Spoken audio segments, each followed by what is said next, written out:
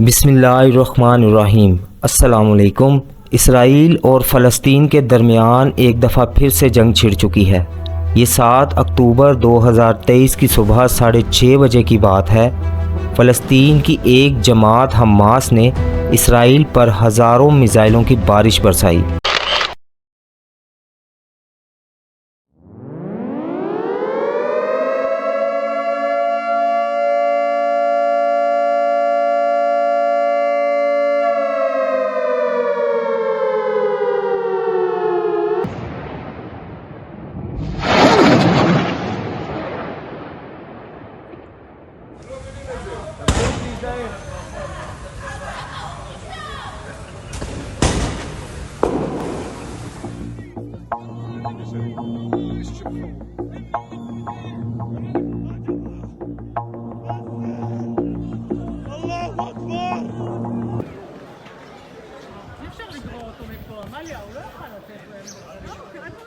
جس کے بارے میں اسرائیل کا کہنا ہے کہ تقریباً 2200 کے قریب میزائل فائر کیے گئے، جبکہ وہیں حماس کا دعویٰ ہے کہ انہوں نے 5000 میزائلز داغے۔ ویسے تو اسرائیل کے پاس آئرن ڈوم نامی ایک میزائل ڈیفنس سسٹم ہے، جس کا کام اسرائیل کی طرف آنے والے کسی بھی میزائل کو ہوا میں ہی انگیج کرنا اور مار گرانا ہے، مگر یہاں معاملہ 2، 3، 4 نہیں بلکہ 5000 میزائلز کا تھا۔ یہ جاننا آپ کے لیے ضروری ہے کہ یہ 5000 میزائلز حماس نے صرف 20 منٹ کے اندر فائر کیے۔ حماس کی اس حکمت عملی کی وجہ سے دنیا کا top class air defence system Iron Dome ناکارہ ہو گیا۔ حماس کا یہ سرپرائز حملہ اتنا بڑا تھا کہ گزشتہ 5 دہائیوں سے اسرائیل پر اتنا بڑا حملہ کسی نے نہیں کیا۔ حماس کا یہ حملہ آج سے 50 سال پہلے اسرائیل پر ہی ہونے والے ایک اٹیک کی یاد دلاتا ہے۔ یہ اٹیک آج سے ٹھیک 50 سال پہلے سن 1973 میں ایجپٹ اور سیریا کی طرف سے کیا گیا۔ یہ بھی اسرائیل کے لیے ایک سرپرائز اٹیک تھا۔ اس کے بعد ایک جنگ چھڑ گئی تھی جسے آج یوم کیپور کی جنگ کے نام سے یاد رکھا جاتا ہے۔ حماس کا کیا ہوا یہ کوئی عام حملہ نہیں تھا۔ 5000 راکٹ داغنے کے علاوہ حماس نے ایک ہی وقت میں ہوا، زمین اور پانی کے راستوں سے بھی حملہ کیا تھا۔ اس حملے کے دوران حماس نے اسرائیلی ٹینکوں، فوجیوں اور کچھ سویلینز کو اپنے قبضے میں لے لیا۔ یہ سارے حالات دیکھتے ہوئے اسرائیل کے صدر نتن یاہو نے جنگ ڈکلیئر کر دی۔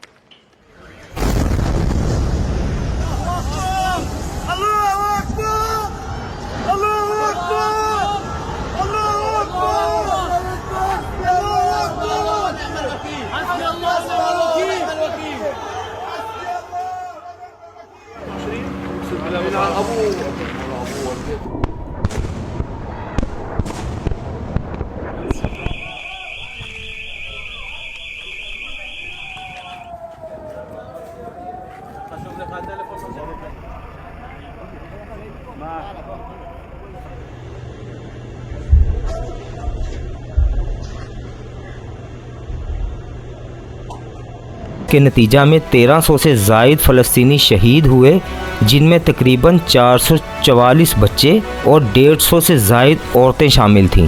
اب ایک نظر ذرا یہ ویژول دیکھیں جس میں آپ کو یہ پتہ چلتا ہے کہ 1946 سے اب تک یہودیوں نے فلسطین کو کس طرح اسرائیل بنایا۔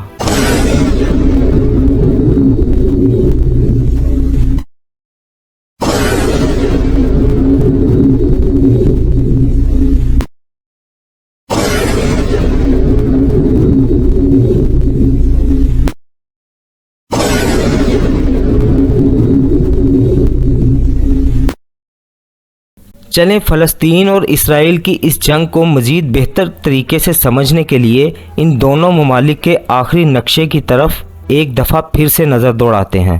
اس نقشے میں آپ کو یہ پتہ چلتا ہے کہ فلسطین 2 حصوں میں بٹا ہوا ہے۔ فلسطین کے اس حصے کو ویسٹ بینک کہتے ہیں۔ ویسے تو اسرائیل نے پورے فلسطین پر آ کر قبضہ کیا ہے، مگر UN کے آخری نقشے کے مطابق بھی عالمی قوانین کی خلاف ورزی کرتے ہوئے اسرائیل نے یہاں بہت سارے علاقوں میں اپنی کالونیاں بنا کر قبضہ کیا ہوا ہے۔ فلسطین کے اس حصے کو یہیں کی فتح نامی پولیٹیکل پارٹی چلاتی ہے۔ چلیں اب چلتے ہیں فلسطین کے اس مین حصے کی طرف جسے غزہ سٹرپ یا غزہ کی پٹی بھی کہتے ہیں۔ اس حصے کی خاص بات یہ ہے کہ مسجد اقصی فلسطین کے اسی حصے میں ہے۔ اس حصے کا سارا کنٹرول حماس کے پاس ہے۔ فلسطین کے ویسٹ بینک کا بارڈر ایجپٹ کے ساتھ لگتا ہے، جبکہ غزہ کی پٹی کو ایک طرف سے اسرائیل اور دوسری طرف سے سمندر لگتا ہے۔ یہاں یہ بات بتانا ضروری ہے کہ جہاں حماس بہت سے ممالک کی نظر میں ایک دہشت گرد تنظیم ہے، تو وہیں بہت سے ممالک کی نظر میں یہ صرف ایک تنظیم ہے، دہشت گرد نہیں۔ تو پہلے آپ کو ان ممالک میں بتاتا چلوں جو کہ حماس کو ایک دہشت گرد تنظیم سمجھتے ہیں، جن میں کینیڈا، یورپی یونین، اسرائیل، جاپان، آسٹریلیا، USA اور UK شامل ہیں۔ مگر دوسری طرف جو ممالک اس جماعت کو دہشت گرد نہیں سمجھتے، ان میں Brazil, China, Egypt, Iran, Norway, قطر، رشیا اور سیریا ترکی شامل ہیں۔ آپ کو یہ بتانا اس لیے ضروری تھا کیونکہ اس کا اثر جیو پولیٹکس پر بہت گہرا پڑتا ہے۔ یہ پتہ ہونے کے بعد آپ کو یہ جاننے میں آسانی ہوگی کہ آج اسرائیل اور فلسطین کے مابین جو معاملات ہو رہے ہیں، ان میں باقی ممالک کس طرح کا ری ایکشن کر سکتے ہیں۔ حملہ کرنے کے بعد حماس کے مجاہدین اسرائیل کے کافی حد تک اندر گھس چکے ہیں۔ اس نقشہ میں غزہ کے علاقے کے بعد یہ جو ایریا آپ کو نظر آ رہا ہے، یہ اسرائیل کا ہے، مگر ابھی یہ حماس کے قبضے میں ہے۔ حماس کے اس حملے کے بعد بہت سے سوالات کھڑے ہو چکے ہیں، جیسے کہ کیا حماس نے اکیلے حملہ کیا یا کچھ اور ممالک بھی شامل ہیں؟ کہیں یہ 9/11 پارٹ 2 تو نہیں؟ اپنے آپ کو نمبر 1 کہنے والی اسرائیلی خفیہ ایجنسی موساد کے ناک کے نیچے کیسے اتنی بڑی کارروائی ہو چکی؟ ان سوالات کے جوابات جاننے کی کوشش کرنے کے ساتھ ساتھ ہسٹری آف فلسطین اور اسرائیل پر بھی ہم اپنی آنے والی ویڈیوز میں ضرور ڈسکس کریں گے، مگر آج کی ویڈیو لمبی نہ ہو اسی لیے ہم اپنی بات کو آج یہیں تک چھوڑتے ہیں۔ انشاءاللہ مزید اپڈیٹس لے کر دوبارہ حاضر ہوں گے اور ساتھ ساتھ آپ کو اس جنگ کے بارے میں بھی اپڈیٹ کرتے رہیں گے۔ تب تک کے لیے اجازت چاہوں گا۔ اللہ آپ کا حافظ و ناصر۔